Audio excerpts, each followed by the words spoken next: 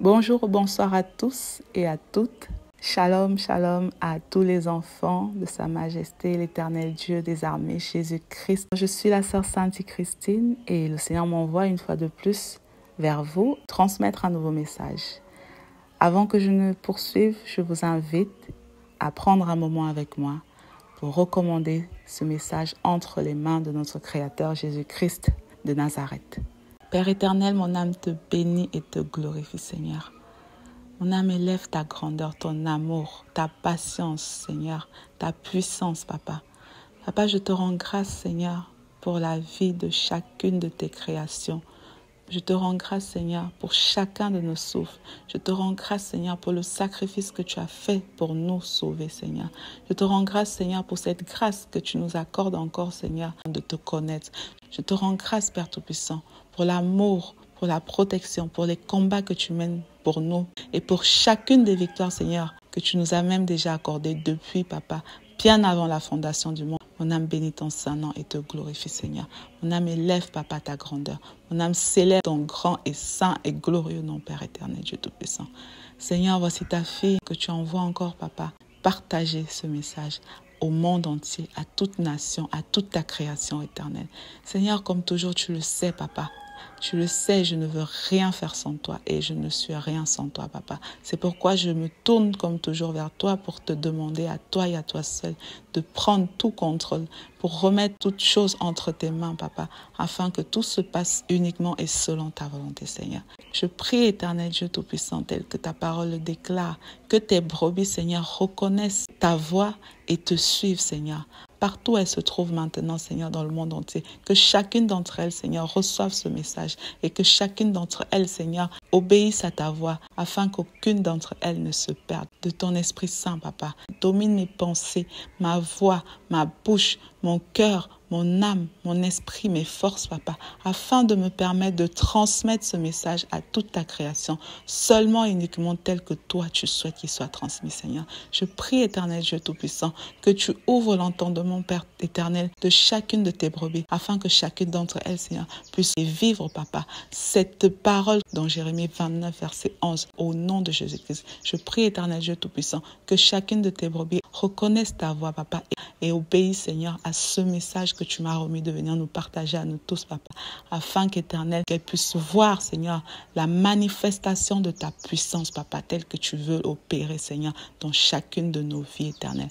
Ô Père Tout-Puissant, mon âme te bénit et te glorifie, Seigneur. Je prie au nom puissant de Jésus-Christ contre toute domination, contre toute autorité, contre tout prince de ce monde des ténèbres, contre tout esprit méchant dans les lieux célestes qui essaierait, Seigneur, de venir, Papa, perturber une seule parole de ce message, qui essaierait de venir troubler l'entendement de tes enfants, Papa. Je prie et j'invoque, Seigneur, ton feu dévorant. J'invoque, Seigneur, ta colère. J'invoque, Seigneur, ta jalousie, Papa. Que cela se transforme, Papa, en un feu dévorant et que cela les consume et les réduise en cendres au nom puissant de Jésus-Christ. Que chacune de leurs flèches, Papa, qu'ils essaieraient de lancer, soit réduite en cendres bien avant même qu'ils ne pensent à les lancer au nom de Jésus-Christ de Nazareth. Père éternel, je remets maintenant ce moment entre tes mains. Je remets l'entendement de tes enfants entre tes mains. Je remets, Seigneur, tout mon être physique, spirituel entre tes mains, Seigneur. C'est toi qui détiens le cœur des rois, Papa. Enlève tout cœur de pierre, Papa, et remplace par le cœur de chair, Papa, afin que tes enfants puissent recevoir ce message seulement et uniquement selon ta volonté, Père éternel. Je couvre ce message dans le sang de Jésus-Christ. Je l'environne du feu dévorant du Saint-Esprit et je marque ce message de ton sceau au nom de Jésus-Christ. Je couvre chacune de tes brebis de ton sang également, Seigneur. Je les environne de ton feu dévorant et je les marque toutes de ton sceau au nom de Jésus-Christ. Père éternel, que l'honneur, la gloire, la domination, l'élévation te reviennent toujours à toi et à toi seul. Au siècle des siècles, j'ai prié. Amen. Soyez tous bénis. Le Seigneur m'envoie aujourd'hui nous partager, nous transmettre ce message pour que nous ne soyons plus sous l'emprise de l'ennemi, pour que nous abandonnions une fois pour toutes les œuvres de la chair et que nous marchions selon l'esprit. Le Seigneur m'a remis certains éléments que je vais vous partager maintenant. Premièrement, le Seigneur m'a demandé de nous rappeler ceci. Comme nous l'avons vu dans le message précédent, nous devons manifester notre amour à Dieu, lui qui nous a tant aimés. Nous devons appliquer cette parole de 1 Jean au chapitre 5 au verset 3 et marcher selon sa parole de Michée chapitre 4 au verset 5. Ensuite, dans un deuxième temps, le Seigneur m'a également remis de nous rappeler que nous devons manifester de l'amour également à notre prochain, en traitant notre prochain dans un premier temps comme s'il était nous-mêmes. Par exemple, ne pas regarder une domestique comme un être inférieur, mais le regarder comme nous-mêmes et glorifier le Seigneur parce que c'est par sa grâce que nous avons une aide pour nous. Ne pas regarder le titre de la personne, mais regarder la personne comme nous-mêmes, c'est-à-dire une création de Dieu. Comme nous-mêmes, nous sommes une création de Dieu. Peu importe les statuts, les titres de chacun d'entre nous, devant Dieu, nous sommes tous sa création. Nous devons manifester un amour sincère à notre prochain, avec un cœur pur dans l'humilité, sans arrière-pensée et sans intérêt. Le faire non pas pour nous, mais pour la gloire de l'Éternel, en faisant toutes choses comme si nous le faisions pour Dieu ou à Dieu lui-même. Ensuite, nous devons aussi pardonner et demander pardon si nous offensons notre prochain, parce que le Seigneur le rappelle, si nous avons quelque chose contre notre frère et que nous allons dans sa présence, nous devons d'abord nous réconcilier avec notre frère. De plus, notre Père nous pardonne uniquement si nous-mêmes nous pardonnons. Dans un troisième temps, le Seigneur m'a remis de nous rappeler l'importance de nous maintenir dans l'unité du corps de Christ. Le Seigneur m'a remis de nous rappeler que nous devons toujours garder à l'esprit que nous formons un seul corps devant lui, que lui, il est la tête et que nous sommes tous, chacun d'entre nous, des membres d'un seul corps. Que chaque membre de ce corps devant lui, l'Éternel, ont un rôle important. Chaque membre de ce corps que nous sommes est important devant l'Éternel.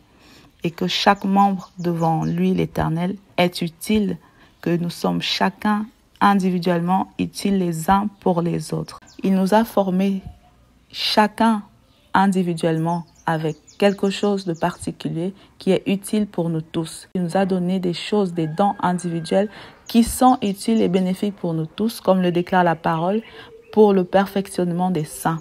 Et le Seigneur nous rappelle qu'il nous a tous créés pour sa gloire, afin que nous l'honorions. En gardant l'unité, nous sommes forts. Ensuite, dans un quatrième point, le Seigneur m'a remis de nous rappeler ceci, comme le déclare sa parole dans le livre. Matthieu chapitre 5 au verset 13 à 16. Nous sommes la lumière du monde et le sel de la terre. Comme le déclare la parole dans le livre Osée chapitre 4 verset 6, son peuple est détruit parce qu'il lui manque la connaissance. Que quand il n'y a pas de révélation, le peuple est sans frein. Et que c'est pourquoi, comme le déclare la parole dans Romains chapitre 8 au verset 19, la création attend les révélations. C'est pourquoi nous vivons ce moment maintenant pour pouvoir emmener la lumière dans le monde, pour pouvoir éclairer le monde, pour pouvoir apporter cette saveur qui manquait au monde. Donc apporter la connaissance et ramener les âmes auprès de lui. Donc nous tous qui formons son armée, nous tous ses enfants, nous toutes ses brebis, nous tous son corps. Le monde a besoin de chacun d'entre nous. Comme sa parole le déclare, son souhait est que les âmes puissent être sauvées et que tous nous puissions parvenir à la connaissance de la vérité. Quand nous sommes appelés à évangéliser, par exemple, n'hésitons pas, faisons-le avec tout notre cœur, avec toute notre force, avec toute notre pensée, avec toute notre âme. Le Seigneur rappelle également que nous qui avons déjà reçu le message de la vérité sur la volonté de Dieu, nous devons montrer l'exemple en adoptant une attitude exemplaire. Pour montrer cet exemple, nous devons obéir à sa voix, respecter encore une fois ses commandements, c'est-à-dire mener une vie de sainteté à 100%, sans rien ajouter ni rien retrancher. C'est-à-dire ne pas seulement laver la coupe à l'extérieur, mais aussi à l'intérieur. La sainteté à 100%, nous devons appliquer Hébreux chapitre 12 au verset 14. Le Seigneur rappelle également que quand il nous envoie pour que nous éclairions le monde, nous ne devons pas aller le faire dans la honte ni dans la crainte, mais nous devons aller le faire dans la joie pour que notre Père, notre Créateur soit honoré, lui qui nous a tant aimés, et afin que d'autres ressentent et voient cet amour que notre Père manifeste à travers nous et qu'ainsi d'autres puissent aller et envie d'aller vers notre Père, chercher aussi, se procurer cet amour que notre Père nous a donné, alors nous devons manifester l'attitude exemplaire. Cela passe par l'obéissance à la parole de notre Père, encore une fois, en faisant ce que lui nous a remis de faire pour que, en nous voyant, le monde aussi puisse devenir les imitateurs de Dieu. En revenant au Père Tout-Puissant, tel que nous-mêmes, le Seigneur nous a fait grâce, faisant l'œuvre pour laquelle Dieu nous a tous, chacun appelés avec amour, avec joie pour notre Père et sans aucune crainte, face aux ruses de l'ennemi. Dans un 5e point, le Seigneur m'a remis de nous rappeler ceci. Nous ne devons pas nous inquiéter des choses qui concernent le monde, mais nous devons toujours être joyeux et rendre grâce comme il nous l'a enseigné dans 1 Thessaloniciens au chapitre 5 au verset 16 à 18. Tout ce qui nous arrive n'arrive que parce qu'il le permet. Les épreuves que nous traversons, souvent chacun d'entre nous, que nous avons eu à traverser, sont là non seulement pour nous fortifier, mais aussi pour que nous puissions témoigner de notre Père Tout-Puissant, comme l'ont été les serviteurs de l'Éternel avant nous. Aujourd'hui, cette génération, en notre temps, nous sommes également les témoins vivants du Seigneur.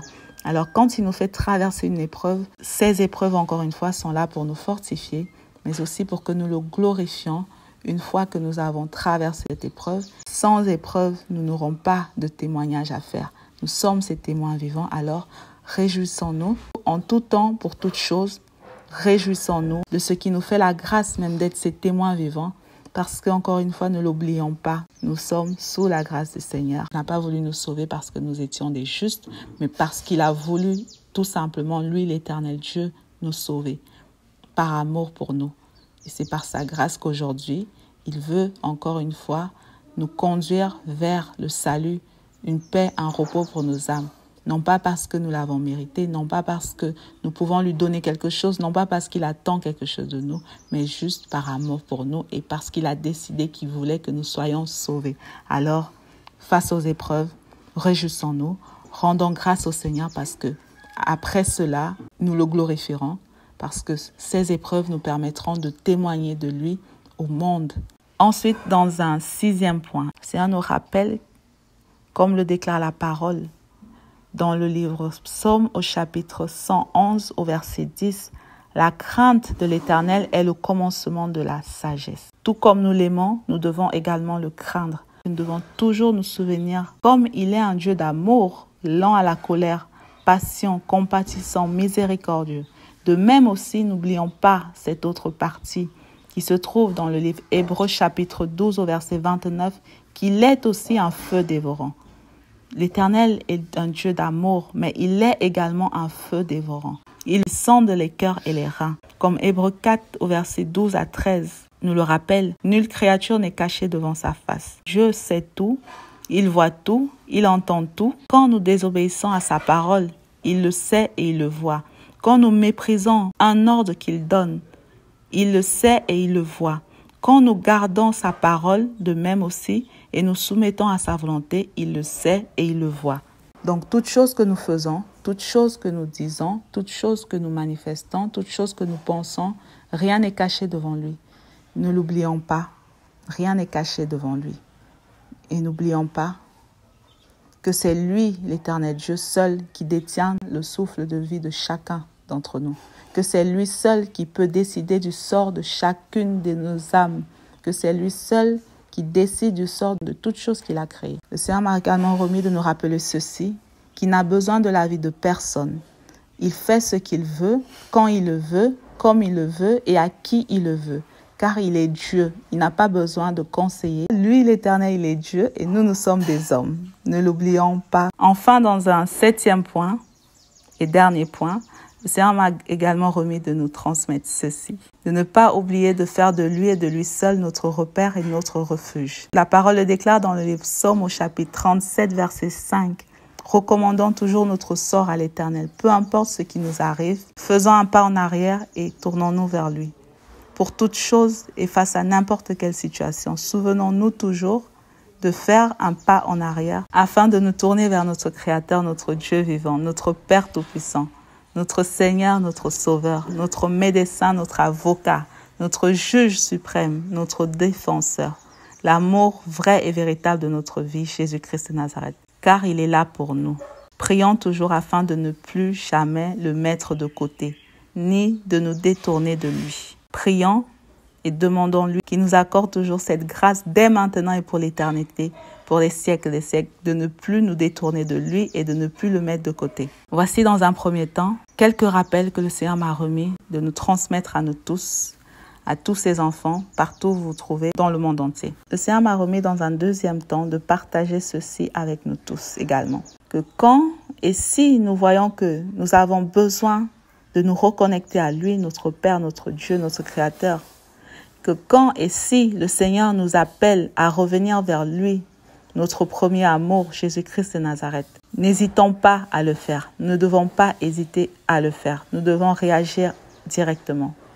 Et pour cela, afin de nous accompagner dans cette démarche, pour que nous puissions renouer les liens, retrouver notre Père, retrouver l'amour, la flamme, cette flamme qui peut-être s'est éteinte, le Seigneur m'a remis de dire à tous ses enfants, partout où vous vous trouvez dans le monde entier, de faire un jeûne de 3 jours à sec, afin de pouvoir renouer les liens avec votre Père. Et que cela se fasse avant la fin de cette année, c'est-à-dire le 12e mois en cours, ce 12e mois du calendrier grégorien. Ce jeûne permettra au Seigneur de nous purifier de tous nos péchés. Et pour que le Seigneur fasse une fois pour toutes également de nos ennemis notre marchepied, en les retirant toute emprise sur nos vies, pour que nous puissions voir se manifester la puissance de notre Créateur. Voici ce que nous devons faire, nous tous et toutes, nous, brebis de l'Éternel qui reconnaissons sa voix. Premièrement, pour faire le jeûne, il faut passer par la connaissance de la vérité. Comme le déclare la parole dans le livre Jean 8 au chapitre 32, la parole déclare que nous connaîtrons la vérité et que la vérité nous affranchira. Le Seigneur veut que chacune de ses brebis ne soit plus détruite par manque de connaissance. Et pour cela, je vais vous partager des liens pour que vous puissiez aller écouter et mieux comprendre. Dans un deuxième point, le Seigneur attend de nous que nous agissions pour ne plus avoir à subir justement cet état d'esclavage dans lequel nous sommes tenus captifs. Pour ceux et celles qui se demandent comment faire pour faire ce jeûne de 3 jours, dans un premier temps, une préparation spirituelle. Enlever toute forme de mal en nous, tout ce qui n'est pas de Dieu en nous, de nous débarrasser de tout cela, comme la haine, la colère, les disputes, toute forme d'animosité, l'orgueil, la rancune. Donc, premièrement, nous décharger de toute forme de mal afin d'arriver dans un état de paix. Dans un deuxième point, nous devons nous repentir. Pendant que nous nous repentons, nous pouvons intercéder également pour les âmes de l'Éternel, pour les personnes qui sont également comme nous, tenues par les liens de l'ennemi, pour tous les enfants de Dieu, selon comment l'Esprit nous conduira. Ensuite, dans un troisième point, nous devons annuler toute alliance que nous avons contractée avec le monde des ténèbres depuis que nous sommes nés. Nous avons contracté des alliances par tous les péchés par lesquels nous sommes passés. Il y a par exemple les alliances avec l'ennemi, qui est le diable, les alliances avec les démons, les alliances avec les sataniques, des sorciers, des voyants, des devins, des sectes, des francs-maçons, des médecins traditionnels, des marabouts, des médiums, des enchanteurs, des magiciens. Pour vous donner quelques exemples des alliances à annuler, pour que nous puissions être délivrés de toute emprise de l'ennemi. Ensuite, briser tout lien de servitude du monde des ténèbres qui parle contre nous. Ça peut se manifester par exemple par les liens ancestraux, les liens avec les esprits des eaux, les liens familiaux, les liens avec des églises de la voie large, avec des vêtements impurs qui ne glorifient pas le Seigneur, la parure que nous avions dans le monde quand nous n'étions pas dépouillés, des liens de sang, des liens des dettes, les liens avec Internet, les réseaux sociaux, même avec la musique du monde.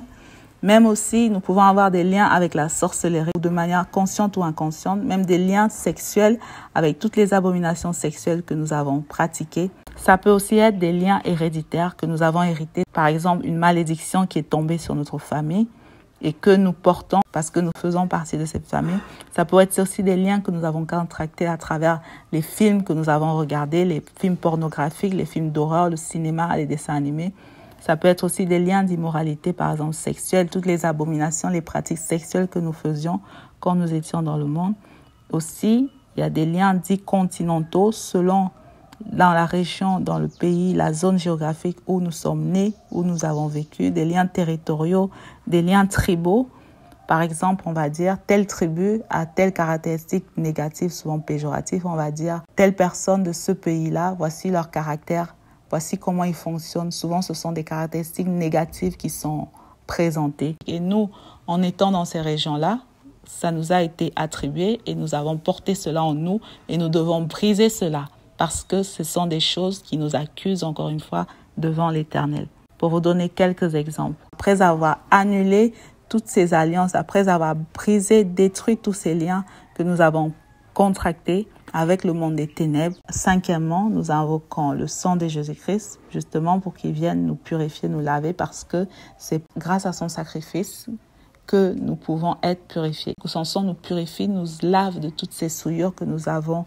portées. Et nous humilier, crier, pleurer, nous lamenter en regrettant vraiment tout ce que nous avons fait, en regrettant vraiment d'avoir désobéi au Seigneur, en regrettant vraiment toutes ces choses, en rejetant fermement toutes ces choses, en étant vraiment décidés à nous débarrasser, en voulant vraiment, en désirant vraiment être délivrés, non pas seulement à l'instant où nous prions, mais définitivement, être lavés définitivement de toutes ces saletés. Que cette saleté ne vienne plus. Nous devons crier, pleurer, implorer notre Père, nous humilier, nous lamenter, attraper ses pieds, attraper son vêtement, nous écraser devant son trône en lui disant que papa, nous ne voulons plus de cela, nous ne voulons plus être désobéissants, nous ne voulons plus avoir la semence du diable en nous, nous ne voulons plus rien avoir à faire avec l'ennemi, nous ne voulons plus rien avoir à faire avec le monde des ténèbres, nous voulons être seulement tes enfants maintenant, nous voulons n'avoir que ta semence, nous voulons avoir uniquement, Seigneur, les fruits de ton esprit, nous ne voulons plus porter en nous les œuvres, la semence du diable, nous voulons porter ta semence à toi, parce que nous ne voulons pas être les enfants du diable, nous ne sommes pas les enfants de Satan, nous sommes tes enfants. Nous devons implorer le Seigneur, demander qu'il nous délivre, qu'il nous libère, lui dire que papa, nous ne voulons plus être des enfants rebelles. Nous voulons que tu nous sanctifies une fois pour toutes, que tu nous délivres de cela pour que ça ne vienne plus sur nous, que tu nous donnes, nous accordes la grâce, qu'on n'ait plus à porter cela, qu'il y a une barrière entre nous et toutes ces saletés, toutes ces souillures. Nous voulons vraiment, Seigneur, arrêter que cela prenne fin. Nous voulons vraiment, Seigneur, être débarrassés définitivement. Vous implorez, nous implorons, frères et sœurs, le Seigneur, lui demander de nous accorder la grâce, de nous laver, d'être purifiés. Cherchez à être sanctifiés par le Seigneur. Une fois pour toutes, encore une fois, j'insiste, une fois pour toutes. Ce n'est pas pour retourner en arrière, mais une fois pour toutes. Dire, Seigneur, rends-moi saint, rends-moi sainte, sanctifie-moi. Je sais que tu peux le faire. Vous attrapez les pieds de notre Père, nous attrapons les pieds de notre Père jusqu'à ce que nous soyons débarrassés de tout cela, frères et sœurs. Implorez la délivrance de l'Éternel. Implorez la délivrance de l'Éternel. Qu'il nous délivre une fois pour toutes. Nous délivre de ces esprits, mari et femme de nuit qui viennent coucher avec nous. Qui nous délivre de ces démons-là qui viennent se balader dans nos maisons. Qui nous délivre une fois pour toutes de ces malédictions qui portent sur nos familles. On a dit par exemple, toi tu n'auras jamais de garçon. Pourquoi tu n'auras pas de garçon? Que Dieu nous délivre une fois de toutes ces paroles qui ont été prononcées, qui parlent sur nous. Que le Seigneur nous délivre de tout cela. Qui nous délivre même des liens de la sorcellerie, que ce soit conscient ou inconscient. Pour mieux comprendre cela, je vous encourage vraiment à ne pas négliger le premier point, comme le Seigneur a dit, la connaissance, à ne pas négliger les enseignements, à ne pas négliger l'instruction, c'est-à-dire les révélations, la connaissance. Nous agissons mieux quand nous comprenons. Alors je vous encourage, dans un premier temps, avant de vous lancer dans le jeûne, à récupérer d'abord toute la connaissance que le Seigneur nous a fait la grâce d'avoir en ces temps. Et enfin, présentant des actions de grâce en lui disant merci. Premièrement, il nous a permis de prier, dire merci Seigneur parce que par exemple tu nous as délivrés. Merci parce que tu nous as délivrés de l'emprise de l'ennemi, par exemple. Ils n'auront plus de domination sur nous. Tu nous as délivrés de la malédiction. Tu nous as délivrés des envoûtements, des condamnations qui parlaient sur nous. Tu nous as délivrés de la maladie. Merci parce que tu nous as délivrés des infirmités au nom de Jésus-Christ. Merci parce que tu nous as délivrés des impuretés. Tu nous as délivrés de la folie qui nous avait été lancée. Tu nous as délivrés de tous liens impurs. Tu nous as délivrés de tout blocage qui avait été fait dans nos vies. Le mariage, blocage de finances, blocage de la joie, blocage de la paix, blocage de l'enfantement. Merci parce que tu nous as délivrés de tout cela. Merci parce que tu nous as restaurés. Tu as restauré nos bénédictions comme tu nous les avais annoncées dans Deutéronome chapitre 28 à partir du verset 1 à 14. Merci Seigneur parce que à partir de maintenant, nous ne serons plus sur la malédiction. Maintenant, nous tombons dans la bénédiction parce que maintenant, nous obéirons à ta voix, nous serons obéissants à ta parole, nous ferons comme tu veux et la malédiction n'aura plus aucun effet sur nous. Merci parce que tu nous as restauré nos bénédictions. Merci parce que tu as restauré notre santé, parce que tu as restauré notre joie, parce que tu as restauré notre paix, parce que tu as restauré, Seigneur, tous les fruits de ton esprit en nous, parce que tu nous as restaurés et tu nous as délivrés de tout ce qui est œuvre de la chair. Merci Seigneur, merci Papa. Rendons grâce au Seigneur. Merci Seigneur parce que tu nous as purifiés, tu nous as lavés. Maintenant, nous ne sommes plus les enfants de tel pays, mais nous sommes tes enfants bien-aimés. Nous sommes maintenant les enfants du ciel. Merci à partir d'aujourd'hui, nous n'avons plus telle identité, nationalité, mais nous avons la nationalité céleste. Merci Seigneur parce que maintenant, nous ne serons plus sous la domination de l'ennemi, mais nous allons écraser l'ennemi maintenant. Merci Seigneur parce que tu as retourné la situation. À partir de maintenant, c'est l'ennemi qui sera notre marchepied. Rendons grâce, présentons à l'Éternel des actions de grâce. Ensuite, pour terminer, nous scellons la prière dans le sang de Jésus-Christ. Et enfin, dans un troisième point, avoir la foi en agissant, le faire avec foi, en croyant que tout est déjà accompli. Nous devons manifester notre foi à l'Éternel. Et c'est ainsi que les choses se manifesteront. Voilà, frères et sœurs, le message que j'avais à partager avec vous. Je vous laisse maintenant sur ce message. Je vous encourage encore une fois à lire les passages, à écouter les vidéos, à tout recommander au Seigneur, à vraiment prendre tout ceci au sérieux et par la suite de garder la foi parce que le Seigneur a déjà tout accompli et tout se manifestera. Voilà, que l'Éternel Dieu Tout-Puissant, Jésus-Christ de Nazareth, vous guide, qui nous guide tous, qui vous fortifie tous, qui nous fortifie tous. Dans le nom puissant de Jésus-Christ de Nazareth, j'ai prié. Amen. Shalom, shalom.